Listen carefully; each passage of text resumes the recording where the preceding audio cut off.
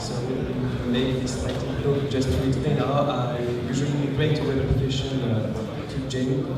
So it's a quick fix based on the docs of the Django project, legacy databases.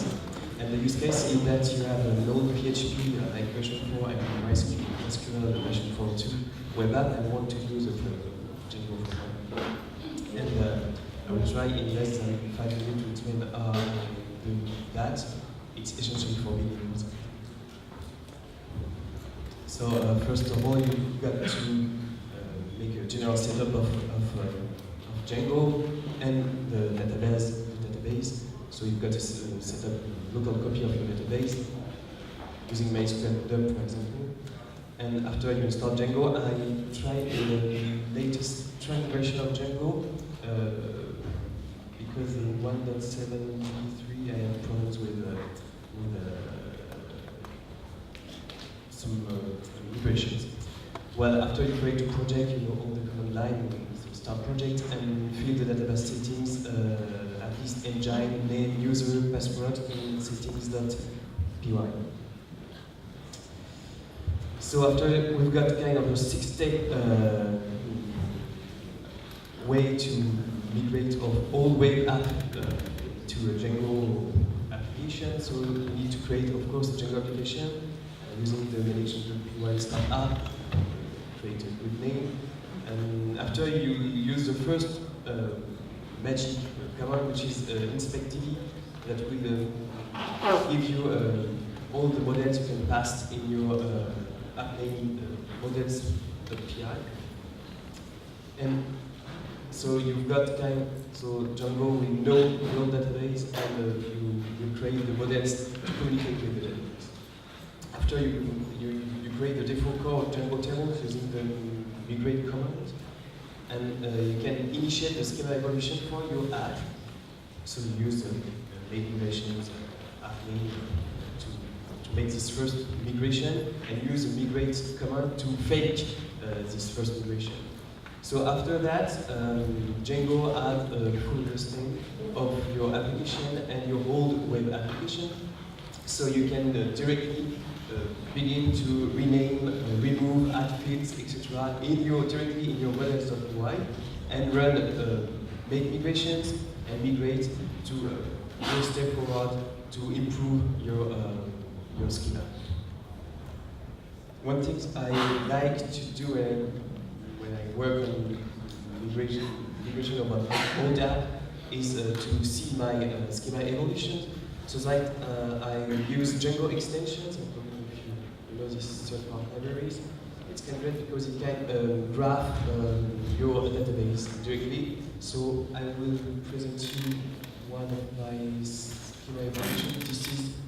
This is very small. This is just for the big picture. This is the initial state I had with a very complicated model here, with fancy old things.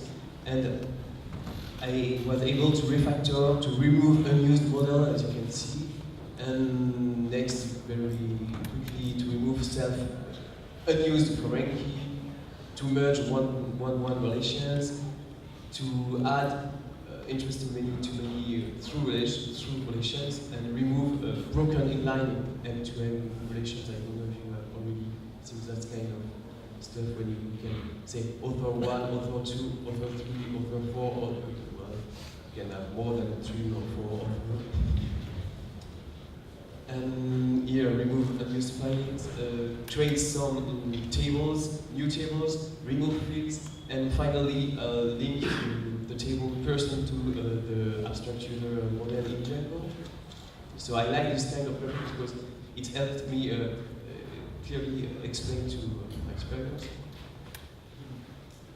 And after all, what I wanted to say in this slide is that it's very easy first to migrate a middle-sized web app to Django. My application models are improved and better, and migration history, as I just showed you, is for my side as important as my ECS history. Also, I should use Squash migration to refactor this kind of migrations. And last word to thank you for Django 1.7 and with migrations included that really rocks.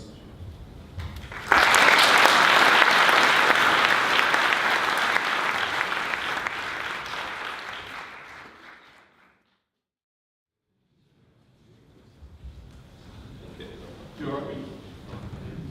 No? Yes. Yeah. Okay. So, what is Will? Will is a new package format for Python.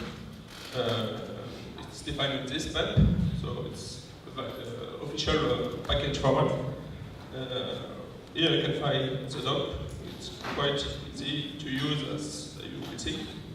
The important thing is that it's zip format archive, and I guess you don't know the PEP 376, but it's basically defines the way Python module is supposed to be installed. And so basically to install a wheel, you almost only need to extract it, so it's quite fast. Another important thing is the name. So that's how wheel files are supposed to be defined. And the three important tags as the last three one, which define the compatibility for the wheel, like Python version or on which platform it was compiled. So, as I said, wheel packages are quite fast to install. So these are a small benchmark I made to reinstall several times the same module. And as you can see, it's always faster. This is for pure Python module, so no compilation, just a standard installation. And for compiled module, of course, it's really faster, since you basically have no compilation to do. So how do you use it?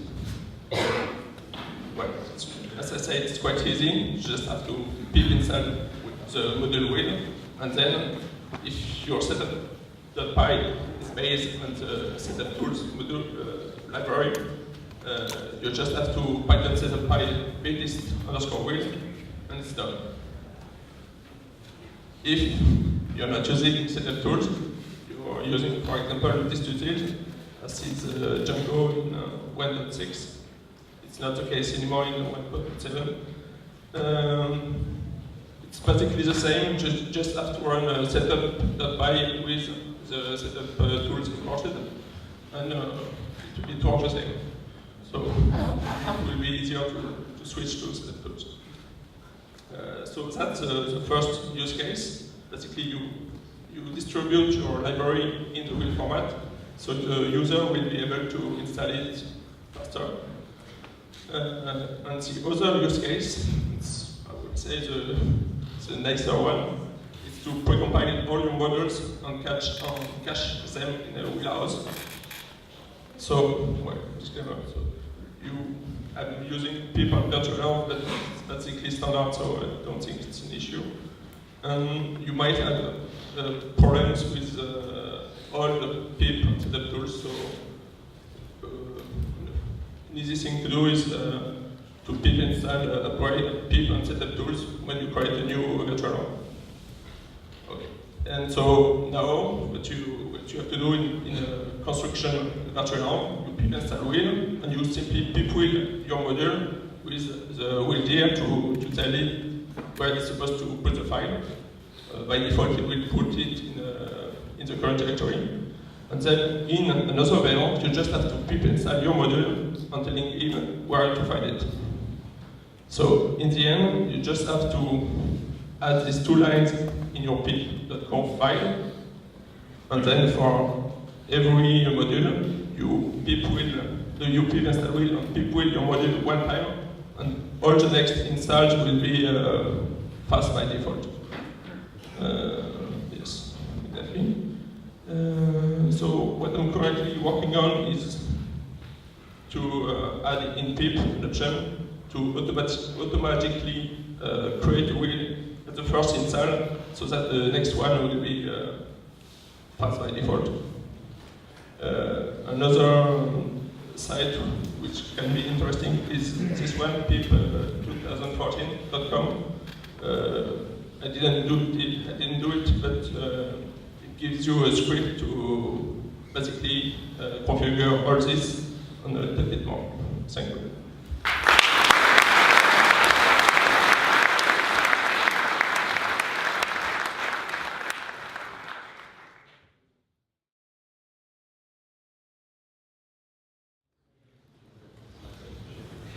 Hello, I'm Matt, and I'm the lead developer on Wagtail, which is the new Django-based CMS.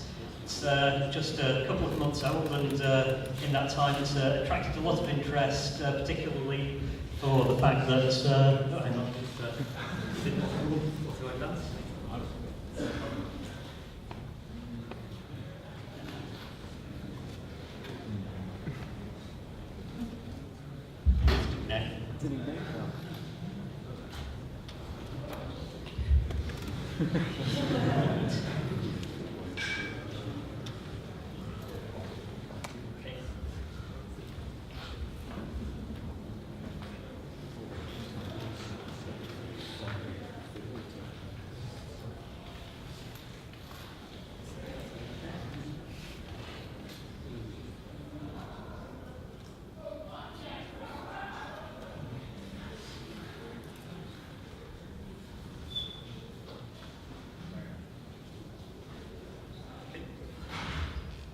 Stay there now.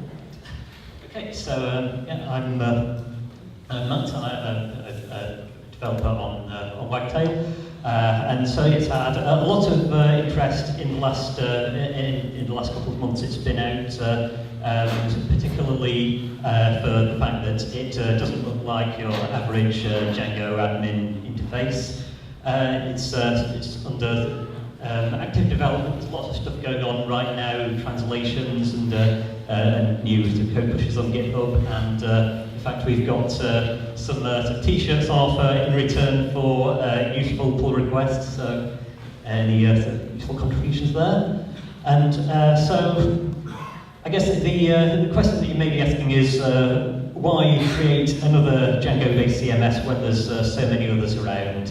And I'd say that the thing that distinguishes Wagtail from the other things that are around is flexibility. We're against it. Well, sort of. Because you see, there's kind of two schools of thought when it comes to content management. I think the first one is that the job of a CMS is to give you give the editors as flexible as possible a way of structuring, laying out content, and being able to reorder things exactly how the editor sees fit, allowing them to do basically everything short of editing the HTML by hand. And if you're going for this sort of model, then it's the sort of thing that's going to be popular with editors who are have a publishing background, or where you have a small focused group where the site developer, designer, and the content editors are maybe overlapping in roles somewhat. And to accomplish this sort of flexibility, you really need to have a sort of very open-ended schema the content management system takes care of, something very abstract. But obviously that's taken care of by the CMS. Now the other school of thought is that the CMS is responsible for working with structured data. So where in this case you've got a person profile where you've got their contact details, their qualifications. Another example might be an event where you have a free text description, but also a start date and an end date, and location, a list of speakers.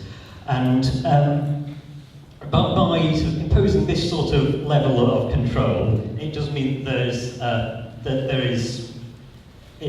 a lot more control for the site implementer's point of view. It's you can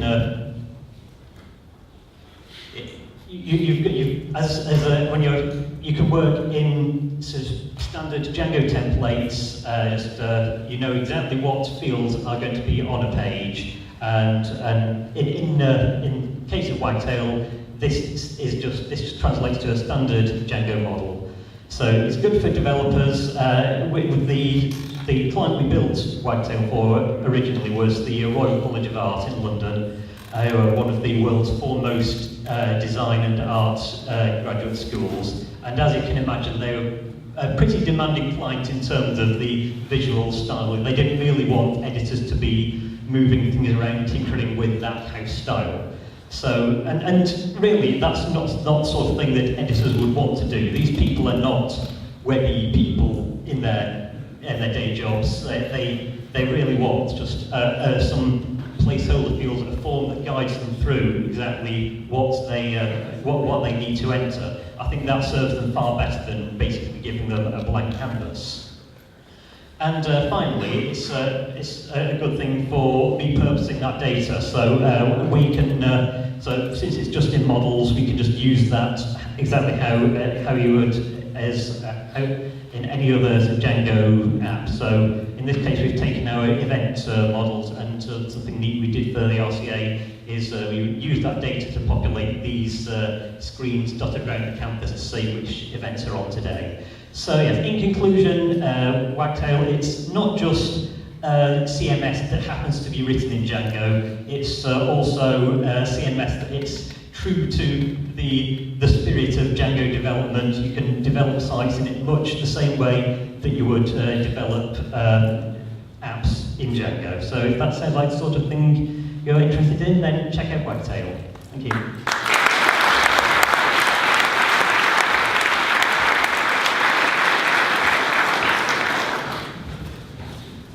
Yeah, so my name is Erik Romein. It's impossible for foreign people. I'm going to tell you about the network link conditioner, or perhaps more appropriately, lien réseau conditionnel. And this is the last French I will speak before I am deported. And so what is the network link conditioner? It's a very basic tool on macOS. If you don't have a Mac and you're out of luck, where you can configure the network of your Mac to behave like other networks. So you might have good connectivity, but you can make it behave like you're on a lossy 3G network. And there's a whole set of things you can set, so you can pretend to be on a bad Wi-Fi network, on DSL, on good 3G, and basically experience the way everything on your Mac is affected by this, and all the network traffic will be like you're on that network. So, but you can do more with it. So let's say you go home and you'd like to replicate some of the nostalgia experience you have here. Then you can also configure your own profiles and set up everything. Like it's very nice and detailed. You can say like how many downlink packets, the DNS delay, the bandwidth, and so on. But more practically, it's useful because many of us have very fast connectivity at home, and yeah, it makes everything very fast. That's why we have it. In fact, at home, my mobile connectivity is now faster than my home wired connectivity was 10 years ago. But unfortunately, we can't all live in Amsterdam, and some of us are in less fortunate positions with networking for various reasons. So basically, what you can do with this is figure out how your site would appear to anybody on a worse network connection than you have. You can get it through the Apple developer download. It's a little hidden. It's in a thing called Hardware IO Tools for Xcode. You need to make a free account. Yeah, it's maybe pretty big, so maybe not download it on the Wi-Fi here. And that'll install it for you. Don't forget to switch it off, because you would not be the first to try to debug their network thinking something is horribly broken. It's also available for iOS, but I don't imagine many of you test particularly mobile network performance with this, but you can use it there as well. With more than 2 minutes left, a small shameless plug. I also make Eric's Pony Checkup. I'm not going to go in detail again. I did that last year. It's a basic security check for Django websites. You enter your domain, and then it gives you recommendations. New this year, I made stickers, designed them by hand, and it shows. And yeah, so if you score a perfect score, come find me and you get a sticker. If not, then you have things to do, which only leads me to say merci.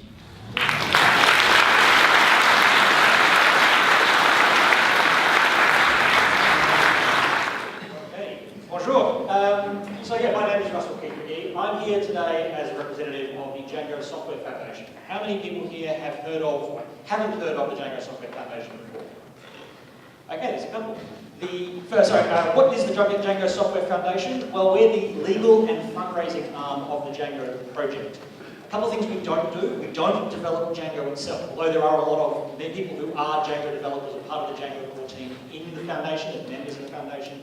We're not, the DSF is not responsible for managing any of that development process.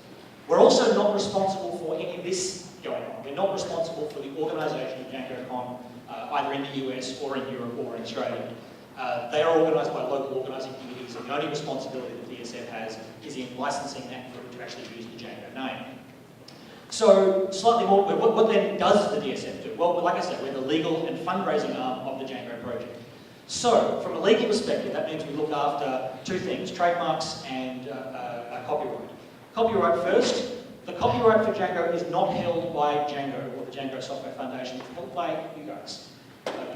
It's the individual contributors. If you contribute to Django, we need you to sign a contributor license agreement that says we allow the Django project to redistribute this code. If you have ever or are intending to at some point in the future contribute to Django, please come see me for the details about how you access how you sign a contributor license agreement, or log on to the Django project/foundation, djangoproject.com/foundation website, and follow the details there for a contributor license agreement.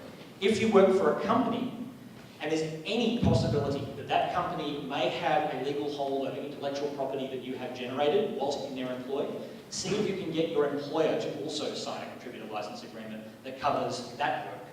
This is just to make sure that we can, if ever challenged, say, yeah, we actually own the copyright to all this code, and we have a right to distribute it. We don't expect there's going to be a problem, but if a problem ever occurs, we want to know that we're in a good position to defend it. The other legal aspect that we look after is trademarks. Django is a registered trademark in the United States. We are investigating, or have investigated at various times, trying to get that trademark elsewhere. Essentially what that means is that there are rules about when you can and can't use the name Django. There is, again, djangoproject.com/trademarks. There is a licensing agreement that you can enter into if you want to use Django in, for example, the name of your project, Django registration, or the name of your users group, the Embiez Django users group. If you are planning to use the name Django in some capacity, please consult that agreement, because if you're using the name Django and you're not covered by that agreement, you are in some very interesting legal territory and potentially weakening Django's ability to defend against people who are genuinely trying to cause damage to the Django community. And this one isn't abstract. We actually have had to get lawyers involved to get people to stop using the name Django in one very, very specific circumstance. The last thing that we do is fundraising. Now, fundraising for the Django Software Foundation is primarily done by corporations who have an interest in Django and want to help fund the legal side, becoming corporate members. Corporate memberships range in price from $500 a year to $2,000 a year to $5,000 a year, depending on the size of the organisation. And for that, basically, they get their name on the website which says, hey, we're actively supporting the Django community and we're standing behind this as a product that we endorse if we want to support publicly. The other fundraising activity is one that's just recently, our first forays into it has just recently come to a halt. Is there anyone here wearing a Django 17 shirt? Yes, okay, one very, very fine dressed man standing over there. Right. The Django Software Foundation organised a fundraising drive to get those shirts. Essentially organising artwork to get it done and then running the campaign to do that. And as a result of the sales of those shirts, we actually raised $7,000 for the Django Software Foundation. Did anybody here want one of those shirts and wasn't able to order it at the time, or had problems with the ordering process and would like or missed the deadline because they didn't hear about it?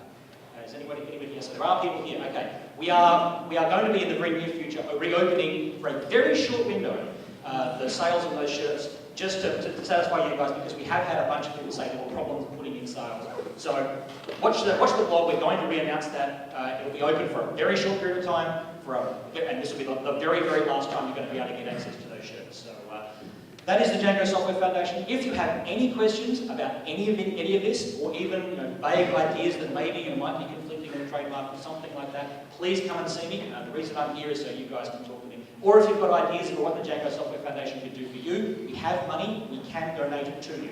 We can give your users group funding. We can give grants to get people to various locations. Come and see us, talk to us, and we can see if we can help you out. Thank you very much. Hi, I'm Chris Kamsler, and this is Josiah McCann, and we come from the United States. We work for Gannett, which owns USA Today, which you may have heard of. We also own like about 50 broadcast stations and about 160 other like newspapers and local properties. And effectively, what we've been talking about, especially on the state side, is responsive delivery versus adaptive design. And what that's about fundamentally is about the performance of your site, especially over mobile networks. And so, since I can't show you our slides, I'm going to move on.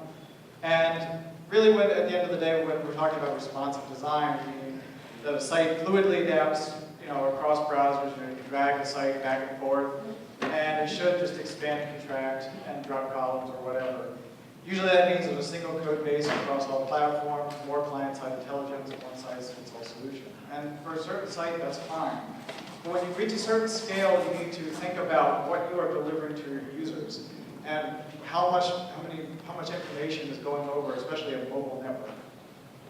So for something like adaptive delivery, which is what we chose for the USA Today mobile site, as well as the full Gannett platform, which is moving completely over to Django, is to break out the desktop site and the mobile site, and then adaptively decide, depending upon the user agent, what type of site we can deliver. And we can deliver it at multiple points for the user. We can choose desktop, tablet, high-end mobile site, or lower-end mobile site.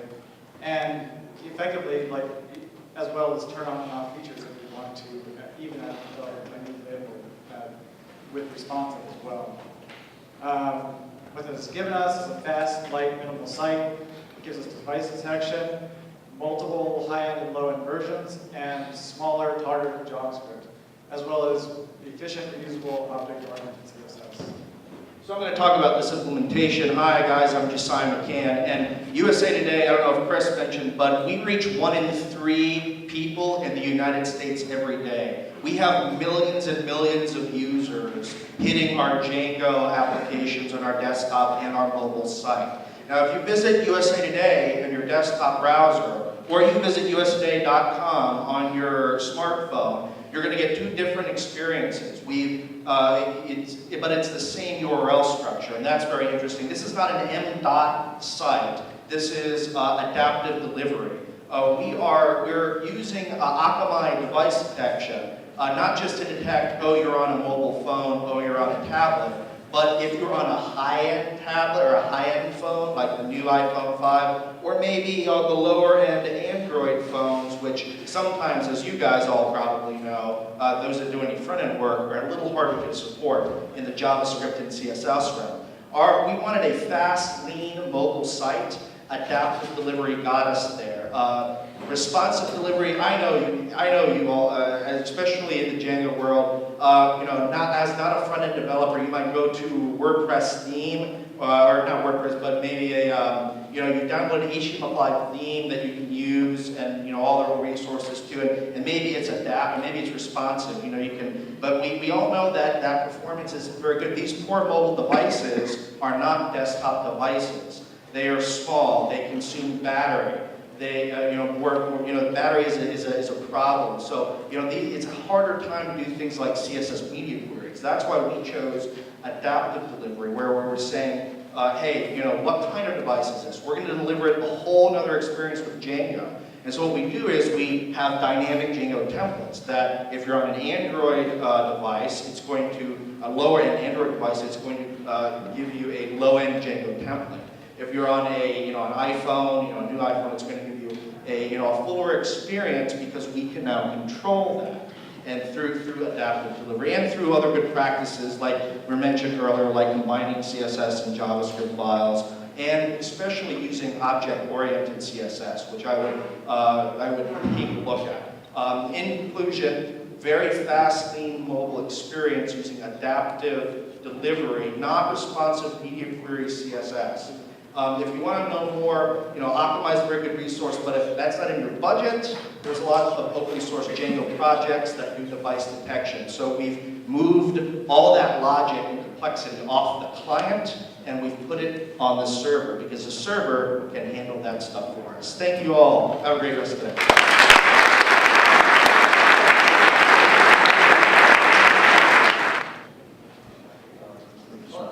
No? Hello. Hi, that works. Hi, my name's Idan. Nice to meet you all. So, this has nothing to do with Django, but it's something that I use every day, and it's something you should use every day, and so I'm going to talk to you a little bit about sketching and why it matters and why you should use it. So, hi, yes.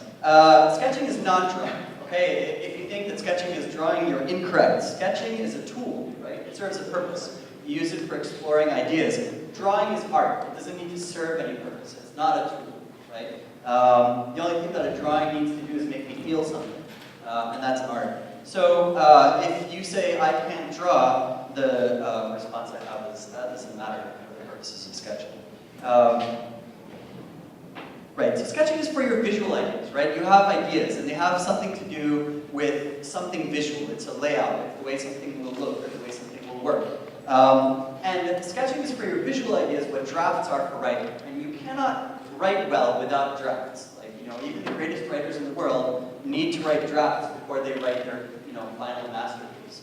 And there's a lot of things that, that you can't do without sketching. In fact, our brains are even wired. There's two different subsystems in our brain for dealing with how things could look, how we imagine that something could look like, versus how it actually looks. So if you're not getting your ideas out of your head and onto paper, and then bringing them back in through your eyeballs, you're literally only using half of your brain, which is bad. And you're not using anyone else's brain at all, because the best that you can possibly say is like, I'd like, you know, some buttons here, and they should be blue and about this big. And that's not a very efficient way to describe anything to anyone.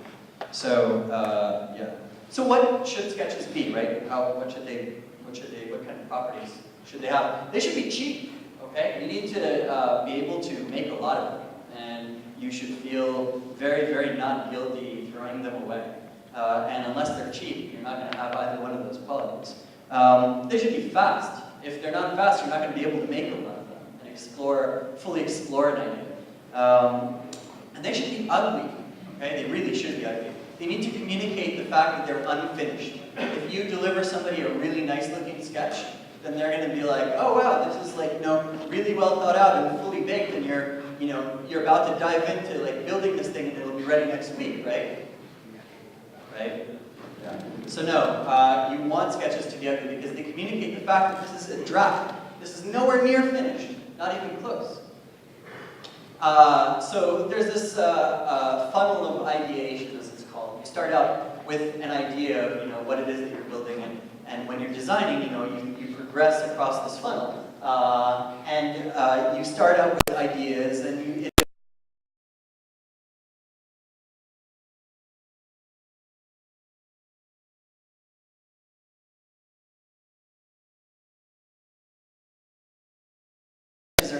are less useful. So sketches are for the first part of this process, and it's a resolution versus time trade-off. In the beginning, you want low resolution and low time. Later on, when you've already figured out which direction you want to shoot, and you're going to shoot the expensive prototyping bullets, then you can, you know, spend more time and get more resolution. So what do you need in order to sketch? You need three things. You need paper, okay? Don't work with something electronic. You need pens, preferably fat markers. And you also need a wall. Why do you need a wall? Well, we're very good at drawing connections between things that we see, visual things. So if you're unable to put your stuff up on the wall and then compare it, you're not going to be able to make those connections and say, I really like this part and this part, let's do the next iteration to explore these three things together. And plus, you can stand around with other people from your team and talk about it. So, a 1-minute how-to sketch. You need to be able to draw lines. Okay, there's a lot of different kinds of lines. You need to be able to draw boxes. Everybody knows how to draw a box. Okay, that's it. That's all you need in order to sketch. How do you sketch? Well, you're really not looking to sketch, you know, the actual thing. You're looking to sketch something that's a facsimile, something that looks like the content that's actually going to be. So text, you can make it big, or body text. The way to make something look like a paragraph is to draw lines and make the last line just a little bit shorter. This is another way to simulate paragraphs. Images, this is sort of the classic convention, just a box with an X, 2 lines. Iconic things, you can draw them sort of like what they look like. And here's an example. Okay, this is exactly. Okay, this is how you communicate ideas. Thank you very much.